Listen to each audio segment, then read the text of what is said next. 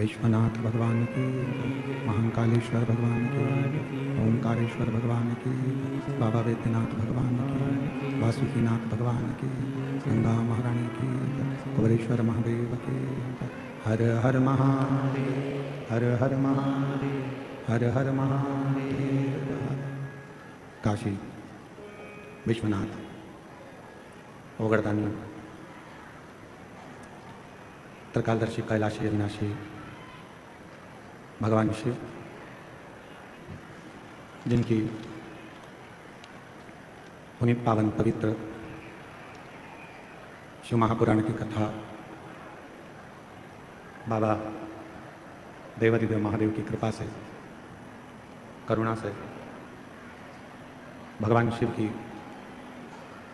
इस पवित्र पावन भूमि देवघर में बाबा वैद्यनाथ जी के पावन चरणों में ये पवित्र कथा का दिव्य और भव्य आयोजन आयोजित किया है, जिसके मुख्य यजमान श्री रमेश रेखा ठकराल जी, मोना ठकराल जी, नरवाना हरियाणा से हैं। एक बार जोरदार ताली बजाकर उनका स्वागत करें। श्री दिनेश गणपति काबरा परिवार एरंडोल महाराष्ट्र से घर पर रहकर ही यजमान पद ग्रहण किया है। श्री मालीराम दर्शन देवी अग्रवाल कलकत्ता से हैं, जिन्होंने यजमान पद ग्रहण किया है। एक बार जोरदार ताली बजाकर उनका स्वागत करें। श्री गिरीशचंद्र सेन लता खोसला जी इंदौर से हैं, जिन्होंने घर पर रहकर ही मुख्य यजमान पद ग्रहण किया है। श्री गोपाल शंकरलाल सोनी जी, प्रेमलता शंकरलाल सोनी जी देवास से हैं, जिन्होंने मुख्य यजमान पद ग्रहण किया है। अमित रजनी जी मुदगल बिहटाम्बाला से जो कथा के यजमान पद ग्रहण करे हैं। श्री चतुर्वेदी परिवार झांसी से जो मुख्य यजमान पद ग्रहण करे हैं। श्री कृष्णलाल जी दयावती गुप्ता जी अम्बाला हरियाणा से हैं, मुख्य यजमान पद ग्रहण किया है। श्री प्रदीप ममता बंसल जी, श्रीमती कांता बंसल जी दिल्ली से मुख्य यजमान पद ग्रहण किया है। श्री मिथिलेश पुष्पा मिश्रा जी धनबाद झारखंड से, जिन्होंने मुख्य यजमान पद ग्रहण किया है। श्री ध्रुव सिंह, आरती सिंह, एकता सिंह, भानु प्रताप सिंह जी देवघर झारखंड से हैं, जिन्होंने मुख्य यजमान पद ग्रहण किया है। श्री गोपाल कृष्ण किरण झा, रंजन सुदेश नाथ झा जी देवघर झारखंड से 3 दिवसीय मुख्य यजमान पद ग्रहण किया है। श्रीमती गुड़िया कुमारी रमेश जी देवघर झारखंड से हैं, 1 दिवसीय मुख्य यजमान पद ग्रहण किया है। श्री हसमुख भाई पटेल जी बड़ोदरा गुजरात से 1 दिवसीय ऑनलाइन शिव महापुराण कथा के यजमान बने हैं। श्रीमती अनीता विनोद खड़तकर जी नागपुर छत्तीसगढ़ से 1 दिवसीय शिव महापुराण कथा का यजमान पद ग्रहण करा है। श्री महेंद्र नोमिना शर्मा जी बोकारो झारखंड से 1 दिवसीय यजमान पद ग्रहण करा है। स्वर्गीय श्रीमती मालती जी की स्मृति में रमेश भीखा भाई मंजुला बेन जी द्वारा कंथारिया गुजरात अमेरिका से 1 दिवसीय ऑनलाइन कथा के यजमान पद ग्रहण करा है। श्री श्याम सुंदर मधु गोयल जी, श्री पंकज पार्थिव गोयल जी, श्री हिमांशु शिखा गोयल जी नोएडा उत्तर प्रदेश से 1 दिवसीय ऑनलाइन शिवपुराण कथा के यजमान बने हैं। श्री बसावा कानू भाई चित्त भाई जी बड़ोदरा गुजरात से 1 दिवसीय ऑनलाइन कथा के यजमान बने हैं। श्रीमती पुष्पा देवी भारतीय जी गुवाहाटी असम से 1 दिवसीय ऑनलाइन कथा के यजमान बने हैं। एक बार जोरदार ताली बजाकर सभी का साधुवाद, वंदन, अभिनंदन। और तेरी कृपा बिना ना हिले एक भीणु ले दे श्वास तेरी कृपा से तनु बतनु बखान क्या करूं मैं डाकों के ढेर का चपटी भभूत में खजाना कुबेर का हे गंगहार मुक्ति द्वार ओमकार तू भोले ओमकार तू आयो शरण तिहारी शंभु तार तार तू। ये शिव महापुराण की कथा के मध्य में विराजमान गया बिहार से सोने के कड़ा वाला पंडा जी महाराज, उनका भी बहुत बहुत स्वागत है। शिव कृपा, करुणा, उनकी उदारता, उनकी दया, जब संसार सागर में पशु हो, पक्षी हो, जीव हो, जल हो, थल हो, वायु, आकाश, संसार का मानव, सब पर जब शिव की कृपा होती है तो जिंदगी में जितने भी दुख यदि सामने आते भी हैं तो वो धीरे धीरे समाप्ति पर चले जाते हैं। और यदि शिव की दृष्टि ही ना पड़े, भगवान शंकर की दृष्टि अगर पड़े ही ना, तो वो दुख दिन रात घिरे ही रहते हैं। कल एक बहन जी मिलने के लिए आई थी, उन्होंने प्रश्न किया था, गुरुजी हमने सुना है कि गंगा जी पाप धोती है। हमने कहा गंगा पाप धोती है, तो फिर आप जो शिव महापुराण की कथा कहते हो उस कथा में चंचुला देवी का चरित्र आता है।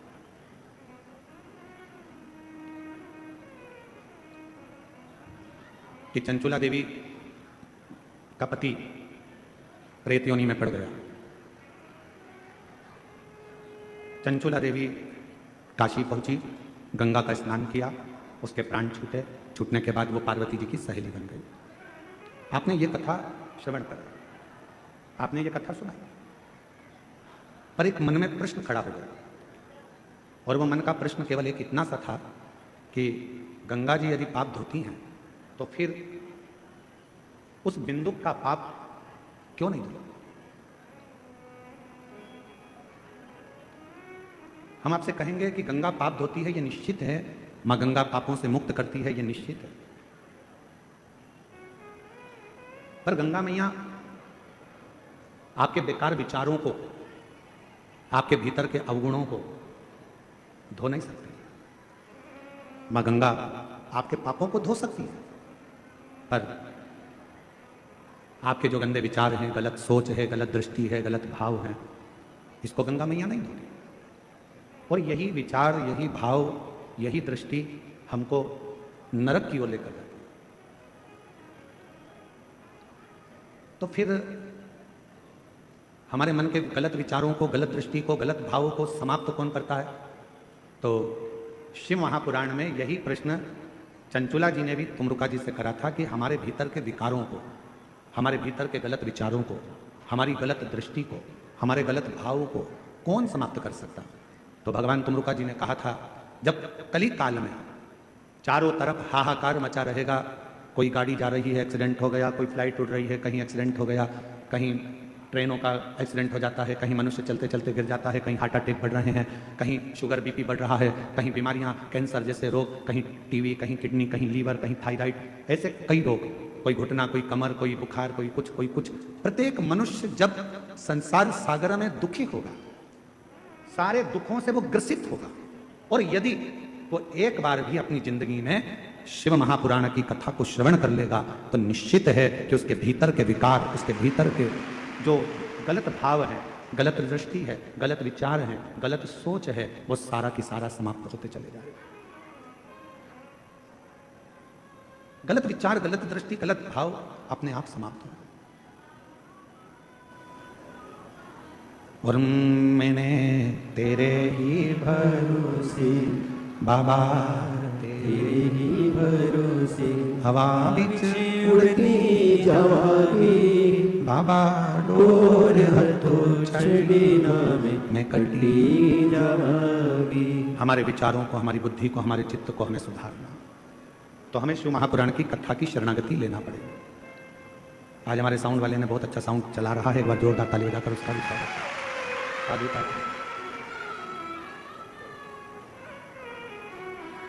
हमें शिव की शरणागति ग्रहण करना। अब शिव की शरणागति कैसे ग्रहण कर सकते हो? तो उसमें तुम्हें कुछ देने की जरूरत नहीं। ध्यान देना, जबरदस्ती मार ठोक के माँ बाप भी नहीं बनते। कोई तुमसे कहे कि मैं तुम्हारा बाप हूं, मार मार के कहे तो तुम उसको बाप मान लोगे क्या? अरे बोलो तो जम के। जबरदस्ती मार मार कर, ठोक ठोक कर माँ बाप भी नहीं बनते। कोई तुमसे कहे कि मैं तेरी माँ हूं, मार ठोक कर कहे तो भी माँ नहीं बन सकती। जबरदस्ती मार ठोक कर माँ बाप नहीं बनते, जबरदस्ती मार ठोक कर गुरु नहीं बनते। कोई कहे नहीं तुम्हें हमसे तो गुरु मंत्र लेना ही पड़ेगा, हम जो मंत्र देंगे उसका जाप करना पड़ेगा, हमको गुरु बनाओ, किसी को मत पूछो, हमारे फोटो की पूजन करो, हमको घर में रखो, हमारी आराधना करो, हमारी आरती करो, हमारे चरण धोकर पियो। बस मार ठोक कर गुरु भी नहीं बनता, मार ठोक कर माँ बाप नहीं बनते, मार ठोक कर गुरु नहीं बनता। और याद रखना, अपनी जिंदगी में कि मार ठोक कर कोई सत्संग में भी जाकर बैठ जाए, शिव महापुराण में जाकर बैठ जाए, तो उस पर सत्संग का असर भी नहीं होता। जबरदस्ती मत जाओ। पति से कह रही हो चलो कथा में चलो और पति का मन ही नहीं है तो क्यों लेकर आना? पत्नी से कह रहे हो चल कथा में चलो और पत्नी का मन ही नहीं है तो क्यों कथा में लाना? बेटे का मन ही नहीं है कथा में जाने का और बेटे पर जबरदस्ती कर रही हो, तुझे तो कथा में चलना ही पड़ेगा। मन नहीं मतलब बेटी से जबरदस्ती कर दी, नहीं तुझे तो चलना ही पड़ेगा, कथा में तो आना ही पड़ेगा। नहीं,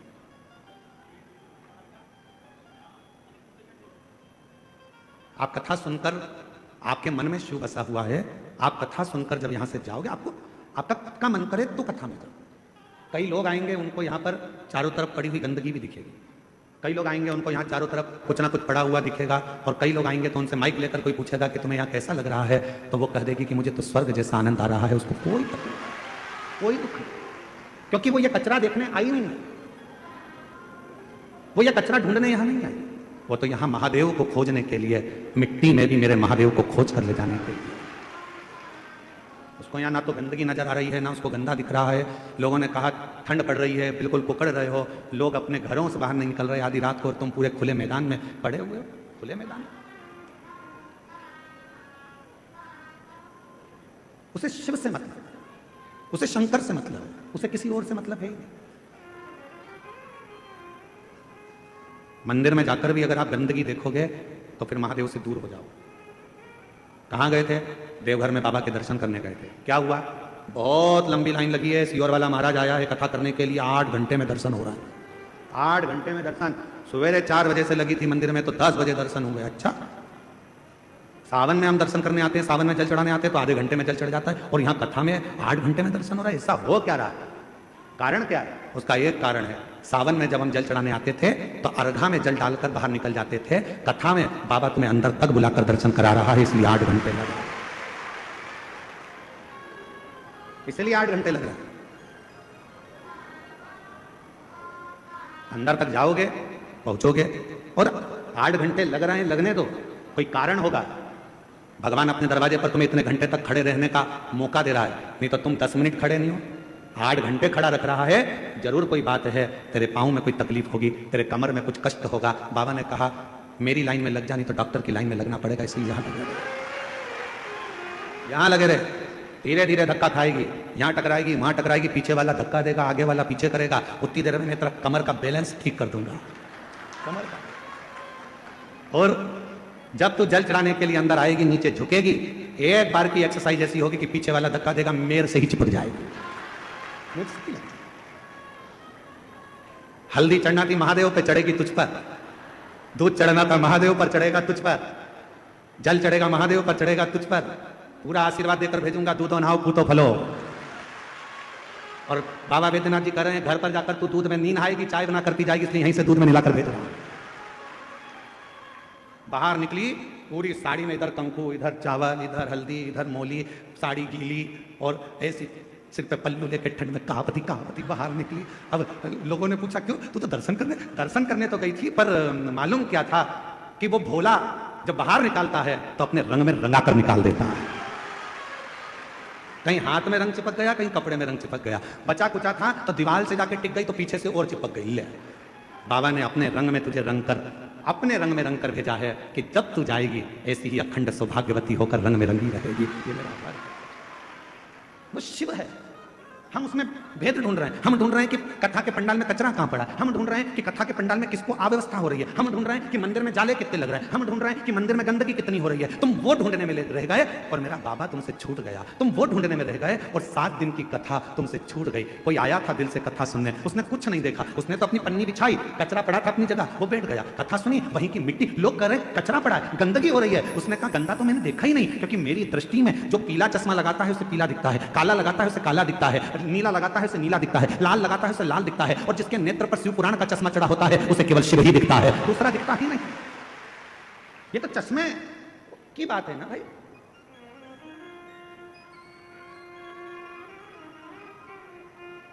कोई संसार में ढूंढता दौलत, कोई संसार में ढूंढता शोहरत।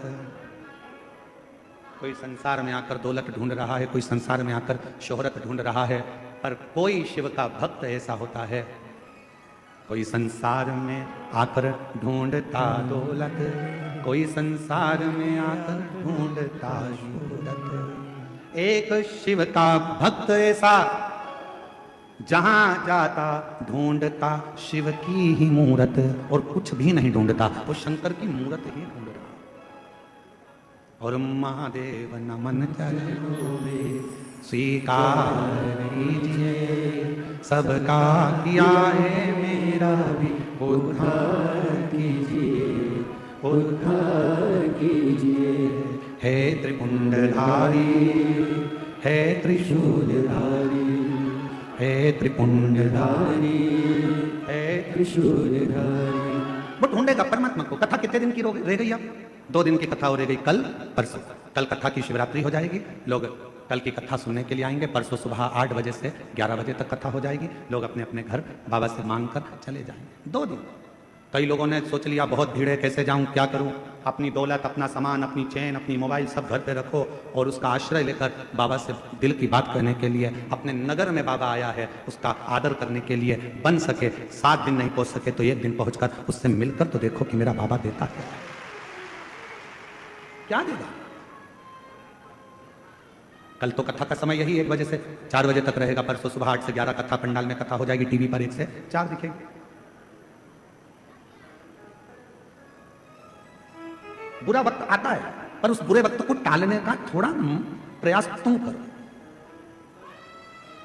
बुरे वक्त को टाल नहीं सकते तो उस समय को निकालने का प्रयास करो। एक बात आपसे पूछें, एक गुंडा, बदमाश, बहुत गंदा आदमी, कोई गंदा व्यक्ति, कोई गुंडा बदमाश तुम्हारे पास आकर आवाज लगाकर बोले, ला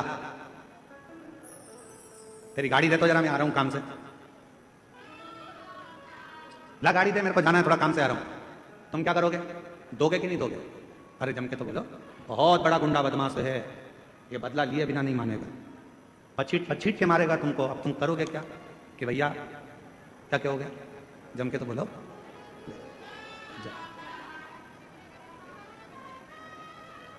बहुत बड़ा गुंडा बदमाश, बहुत बेकार व्यक्ति तुम्हारे पास आकर तुम्हें धमकाकर जम के ले, ला जरा गाड़ी दे, मेरे को आना काम से जा रहा हूं, ला दे गाड़ी जरा। ओ पहले तो उसको देख के तुम्हारे हाथ पैर फूल गए, राम जी कहां से आ गया गाड़ी। अब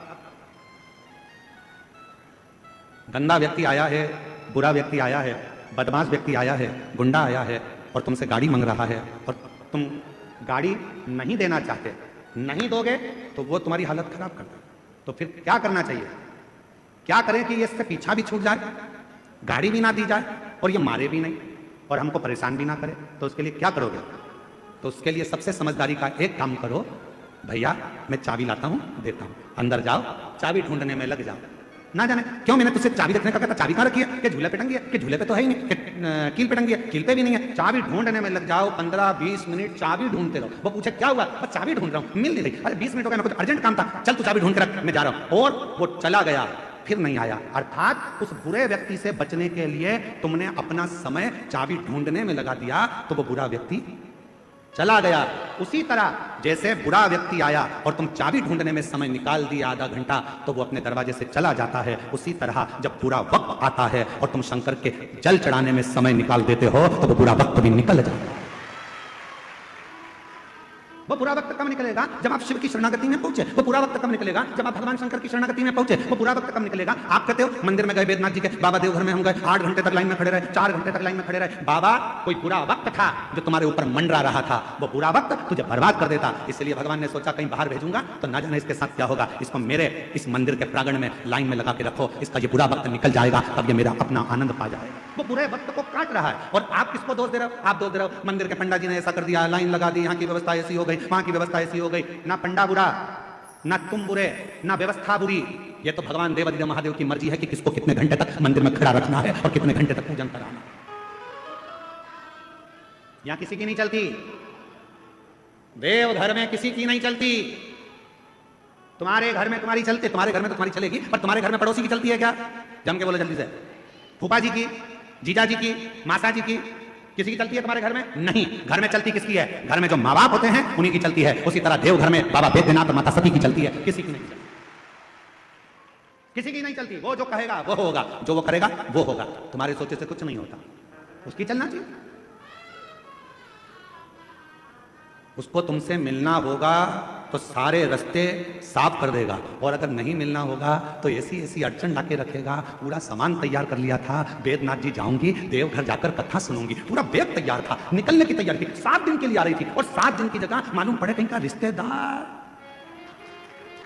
आगे पीछे हो गया, और मालूम पड़ा कि अब पति से कहा कि अब मैं जाऊं देवघर। पति ने कहा अकेली कहां जाएगी? पहले तो तुम 3-4 जा रहे थे, अकेली नहीं भेजूंगा तेरे को। 1 दिन निकल गया, 2 दिन निकल गया, 3 दिन निकल गया। रोज मन में तड़फन हो रही है देवघर आने की, कथा सुनने की। एक बार तो जाऊं, पास में हो रही है, पहुंच जाऊं, भले रोड पर बैठ जाऊंगी, गाड़ी में बैठ जाऊंगी, और एक बार तो जाऊं, मैं देवघर जाऊं, देवघर जाऊं। 3 दिन 4 दिन, तब भोले बाबा ने सोचा तड़प रही है रे मछली जैसी। तब मेरे बाबा ने एक पड़ोसन को इसके पास भेजा, क्यों भाभी तुम देवघर जा रही हो क्या कथा में? हाँ। तेरा मन है? हाँ। मेरी मौसी की लड़की भी बोल रही है। अच्छा। फिर मामा का छोरा भी बोल रहा है। सब इकट्ठी हो गई, एक गाड़ी में भर ली और फिर देवघर बाबा के यहां आ गए। सारे रास्ते साफ, सारे रास्ते साफ।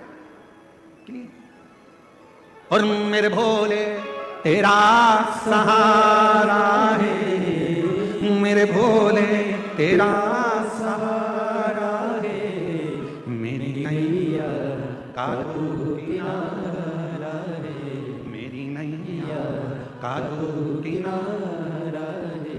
मेरे बाबा तुझे पुकारा है, मेरे बाबा तुझे पुकारा है, मेरी नैया का तू किनारा है, मेरी नैया का तू किनारा है। याद आ रही है, उससे तड़पन हो रही है, मिलने के लिए बेचैनी हो रही है, उससे मिल तो जाऊं। एक बार जाऊं तो उसके दरवाजे पर पहुंचूं तो, जब मैं एक बार उसके दरवाजे पर जाऊंगी, एक बार जब मैं उसके द्वार तक पहुंचूंगी, मेरा दुख कट जाएगा, कट जाएगा।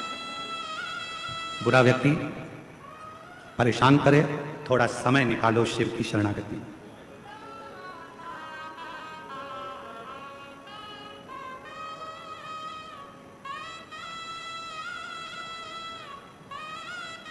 दुनिया के लोगों की आदत है आपको सुख से जीने नहीं देंगे।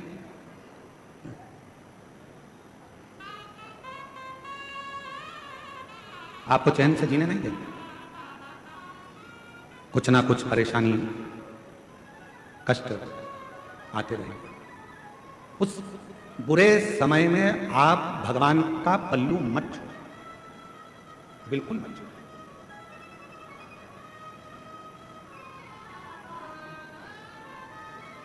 कल वो दीदी आई थी तो उन्होंने एक बात पहले कही है उनकी भाषा में, भगवान से रिश्ता, भोलेनाथ जी से रिश्ता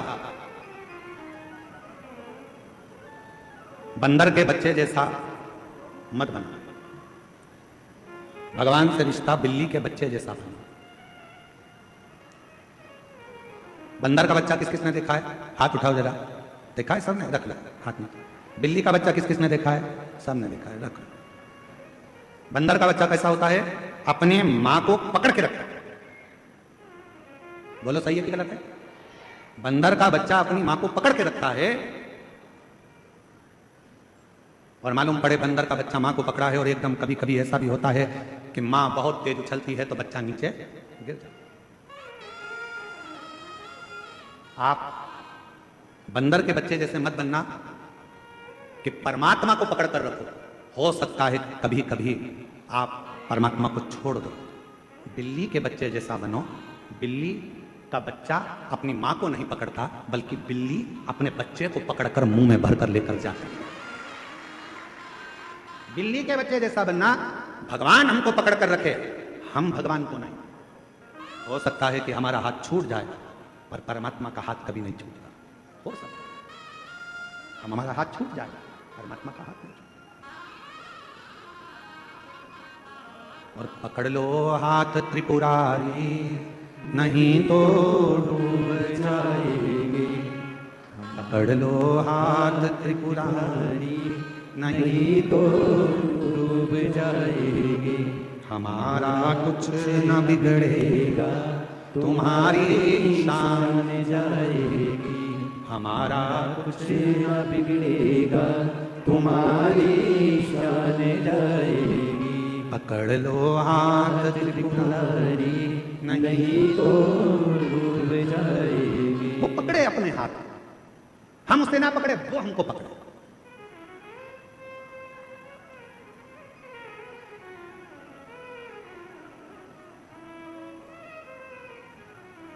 भगवान से कहना, बाबा कलयुग बढ़ेगा, इस कलिकाल में दुख भी बहुत बढ़ेगा, बीमारियां बहुत बढ़ेंगी, तकलीफें बहुत बढ़ेंगी, पर तू मुझे साथ कर रखना बाबा, तू मुझे पकड़ कर रखना बाबा।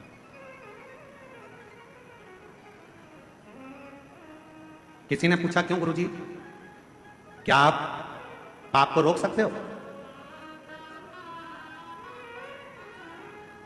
किसी ने पूछा, गुरुजी आप पाप को रोक सकते हो? हम निवेदन करेंगे, दुनिया में कोई पैदा नहीं हुआ जो पाप को रोक दे।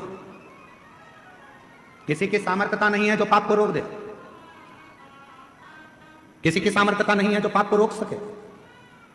किसी की सामर्थ्यता जो पाप को रोक सके। कोई कितना बड़ा भी व्यक्ति कितना भी नियम बना ले, कितना बड़ा भी सारा क्रम कर ले, पर वो पाप को नहीं रोक सकता। जैसे जैसे कलयुग बढ़ता जाएगा, जैसे जैसे कलिकाल बढ़ता जाएगा, वैसे वैसे पाप भी बढ़ता जाएगा। तो फिर गुरुजी आप पाप को नहीं रोक सकते, फिर कथा क्यों करते हो? कथा करने का कारण क्या है फिर, जब पाप रुकता ही नहीं है?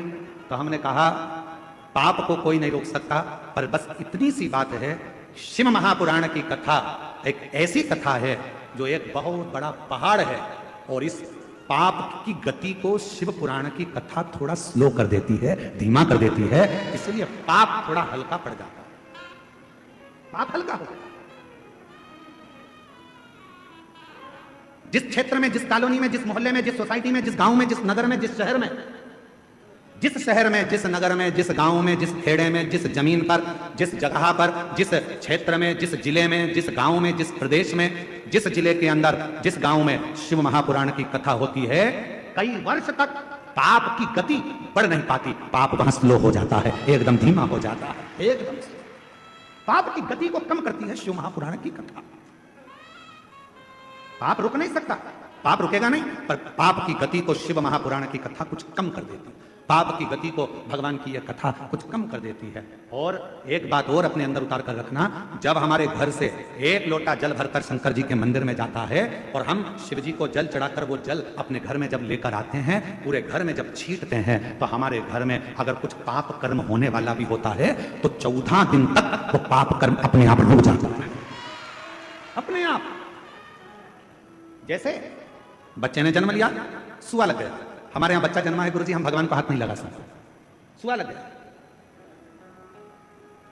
सावड़ लग गया। किसी के यहां कोई मर गया, हम 10, 12, 15 दिन तक गुरुजी भगवान को हाथ नहीं लगा सकते, 12 दिन 10 दिन, क्योंकि सूतक लग गई, सूतक लग गई है गुरुजी, हम हाथ नहीं लगा पाएंगे, हम छुएंगे नहीं। शंभु शरण पड़े मांगू घड़ी रे घड़ी, दुख काटो दया करी निदर्शन आपो। ओ शंभु शरण पड़ी मांगू घड़ी रे घड़ी, दुख काटो दया करी निदर्शन। 10 दिन तक हम कोई काम नहीं करेंगे, 12 दिन तक कार्य नहीं करेंगे, हमारे यहाँ सूतक लग गई, हमारे यहाँ सावड़ लग गई, 8 दिन 5 दिन 10 दिन हम सेवा नहीं करेंगे। गुरुजी नारी रजो धर्म से हो गई, 7 दिन तक काम नहीं करेगी। जैसे सूतक लगने पर 10, 12, 15 दिन तक कार्य नहीं होता, सावड़ लगने पर 7, 8, 10 दिन तक कार्य नहीं होता, कोई छूता नहीं है, उसी तरह जब भगवान शंकर पर हम जल चढ़ाते हैं और जल चढ़ा हुआ हमारे घर के अंदर आता है, चढ़ा हुआ जल जब हमारे दरवाजे पर छीटा जाता है, दरवाजे की चौखट पर जब हम उसे छींटते हैं, तो कुछ बुरा यदि आने वाला होता है तो वो 10 से 12 दिन तक 14 दिन तक प्रवेश नहीं करता, प्रवेश नहीं।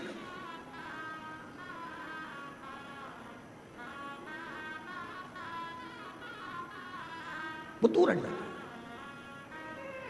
आप भगवान शिव की शरणागति को, भगवान शंकर के भजन को, भगवान शंकर के स्मरण को, भगवान शंकर की अविरल भक्ति को जब अपने भीतर उतारने का प्रयास करते हो, शिव नाम को जब अपने भीतर उतारने का प्रयास करते हो, तो शिव भी चाहते हैं, भगवान शंकर भी चाहते हैं कि आप शिव की अविरल भक्ति को धारण करो। भगवान शंकर भी चाहते हैं कि आप भगवत स्मरण को धारण करो और शिव कृपा हो, भगवान शंकर की करुणा हो, दया हो। और मैंने तेरे ही भरोसे बाबा, तेरे ही भरोसे हवा विच उड़ती जावांगी, बाबा डोर तो छड़ी ना में कटी जावांगी। भोले मैं तेरी कदम, शंभु मैं तेरी कदम, हवा बिच उड़ती जावांगी, बाबा डोर तो छड़ी ना में कटी जावांगी। शिव खुद चाहते हैं आपको अपने पास रखना, शिव खुद चाहते हैं आपको अपने नजदीक में रखना, भगवान देवादिदेव महादेव खुद चाहते हैं कि वो आपको अपने पास रखें। कितना सुंदर एक प्रसंग है।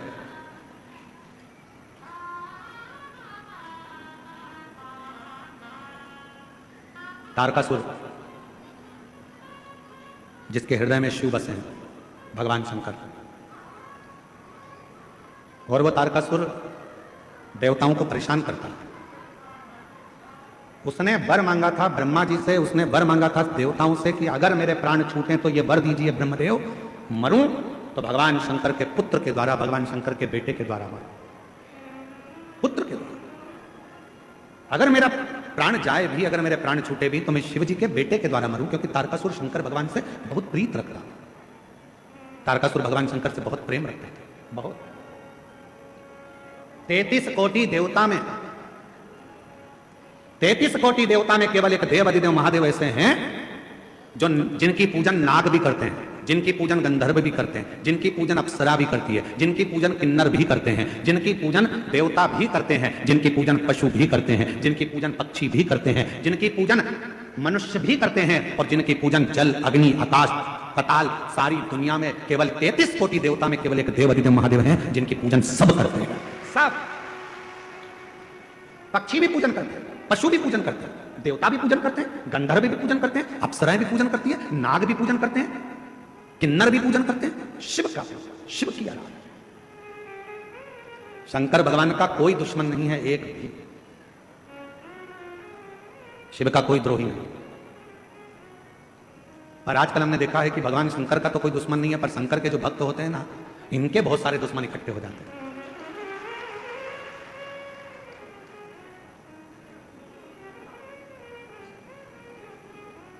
तो सीधी सीधी कथा है ना, रावण शंकर भगवान का दुश्मन था क्या? नहीं, पर नंदी से उसका द्रोह था, गण से द्रोही बना था। भस्मासुर शिव का द्रोही था क्या? नहीं, पर वो नंदी से, भृंगी से, श्रृंगी से उसकी दुश्मनी थी। चलो, अभी तक हमने एक भी उपाय ऐसा नहीं बताया तुमको बदला लेने का। आज हम तुमको बदला लेने का उपाय बताते हैं कि बदला कैसे लेता है। ठीक है? अगर कोई तुम्हारा बुरा करे, कोई तुम्हें अपशब्द कहे, कोई तुम्हें गाली दे, ताना दे, आड़ा टेढ़ा काम करे और तुम्हें उससे बदला लेना है, तो कैसे लोगे? कैसे बदला लोगे? आज हम तुमको, अभी तक हमने ये उपाय नहीं बताया था, आज बता देते हैं कि किसी व्यक्ति से अगर बदला लेना है तो कैसे लेना है। तो एक काम करना, उस व्यक्ति से अगर बदला लेना है तो एक लोटा जल भरना, शंकर के मंदिर में जाना और दिल से कह देना मैंने उसको माफ कर दिया। दिल से कह देना मैंने उसको माफ कर दिया। उसने मुझे गाली दी, उसने मुझे अपशब्द कहा, उसने मुझे ताना दिया, उसने मुझे आड़ा टेढ़ा बोला, उसने मेरे ऊपर हाथ उठाया, उसने मेरे लिए गाली बकी, उसने मेरे ऊपर जो करा, उसने मेरा बुरा चाहा, पर शंकर के मंदिर में एक लोटा जल चढ़ाकर कहना, जिसने मेरे साथ बुरा करा बाबा मैंने उसको माफ कर दिया, पर मेरे बाबा जल इसलिए चढ़ा रही हूं, एक समय ऐसा लाकर खड़ा करना, मुझे इतनी उन्नति की सीढ़ी पर चढ़ा देना, जिसने मुझे गाली दी है एक दिन वो मुझसे मिलने के लिए तरसे, वो समय लाकर रखना, वो समय लाकर रखना बाबा। मैंने उसको माफ कर दिया, मैंने अपने मन से निकाल दिया, मैंने उसको मन से हटा दिया कि कोई ने मुझे गाली दी थी, कोई ने मुझे अपशब्द कहा था। तो ये बहुत बड़ा उपाय है महाराज, दुनिया में इससे जोरदार उपाय नहीं होगा। अभी तक महाराज ने जितनी कथा करी उसमें सबसे जोरदार उपाय यही है। एक लोटा जल सारी समस्या का हल।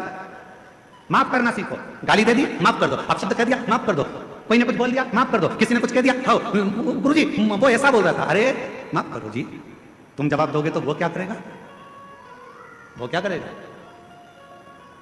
सारे देवताओं का अगर आप भ्रमण करेंगे तो द्वारकाधीश द्वारका जी में बैठे हैं, बद्रीनाथ जी बद्रीनाथ में बैठे हैं, जगन्नाथ जी जगन्नाथ में बैठे हैं, भगवान अयोध्यानाथ अयोध्या में बैठे हैं, बिहारी जी वृंदावन में बैठे हैं, भगवान कृष्ण वहां, भगवान कहीं इस रूप में, भगवान कहीं ना कहीं मेरा परमात्मा बैठा हुआ।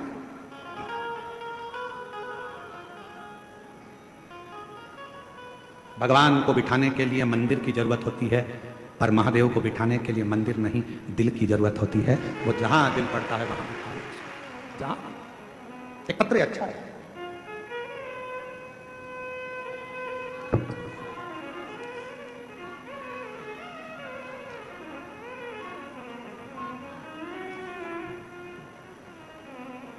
मेरा नाम धर्मवीर सिंह है। मैं जसडीही रामनगर देवघर झारखंड में रहता हूँ। कहीं बैठे हों हाथ हिला सकते हैं, आ सकते हैं, आ जाइए। मैं जसडीह से, मेरा नाम धर्मवीर सिंह है, मैं जसडीह से रामनगर देवघर झारखंड रहता हूँ। मेरी मम्मी आपकी कथा टीवी पर रोज सुनती हैं।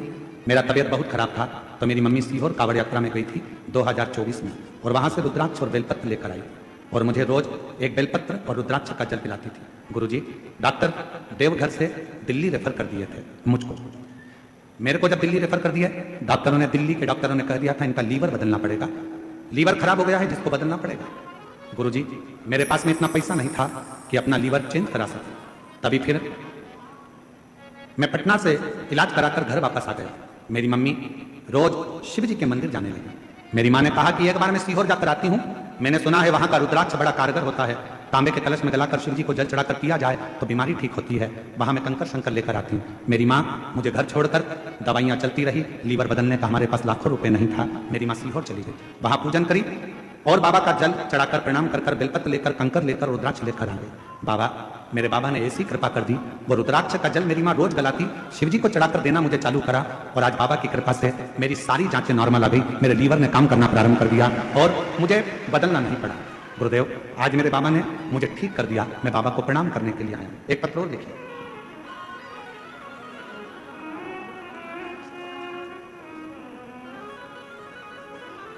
सोनी भगत, पति का नाम राकेश भगत,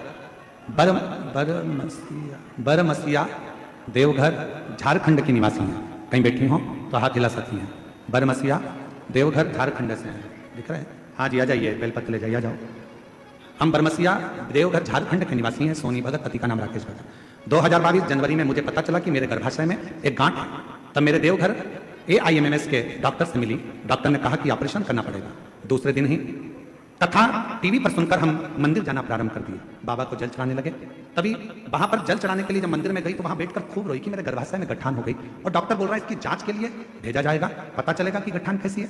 इतना शिव जी के पास रो रही थी। तभी एक छोटी सी बच्ची पूजा कर रही थी और वह बोली, आंटी आप मत रोइए, आप बाबा पर भरोसा रखिए, बाबा सब ठीक करेंगे। तभी मुझे लगा कि मेरे बाबा ही मेरे समक्ष आकर मुझे चुप करा रहे हैं और मेरी आंसू पोंछ रहे हैं। मैं रोज मंदिर जाती, पूरी आशा से बाबा को एक लोटा जल चढ़ाती और वहीं पर बैठकर एक बेलपत्र बाबा कुंदकेश्वर का नाम लेकर खाती। मैं आपकी कथा 2021 से सुन रही हूँ। उसमें आपके द्वारा बताया गया गठान गलाने का उपाय किया। बाबा की कृपा से मेरा रिपोर्ट कुछ दिन बाद और सब नॉर्मल आ गया। अब मेरी गठान पूरी गल चुकी है। बाबा की कृपा से मैं पूर्ण तरह से स्वस्थ हो चुकी हूँ। ये शिव, ये शंकर, किसी से बदला मत लो, किसी से नहीं। आपको बदला लेना की आदत भी है तो बदला लेना छोड़ दो। हम आपसे एक बात पूछते हैं, उत्तर देना आप बहुत अच्छे से। पति के साथ आप जा रही हो और किसी ने तुमको अपशब्द कह दिया तो तुम्हारा जवाब तुम दोगी कि पति देगा? जम के बोलो। उत्तर देगा पति। पकड़ेगा गिरवान, मारेगा 2-4। मेरी पत्नी को तूने अपशब्द कैसे कहा? एक बेटा बेटी छोटा अपने माँ बाप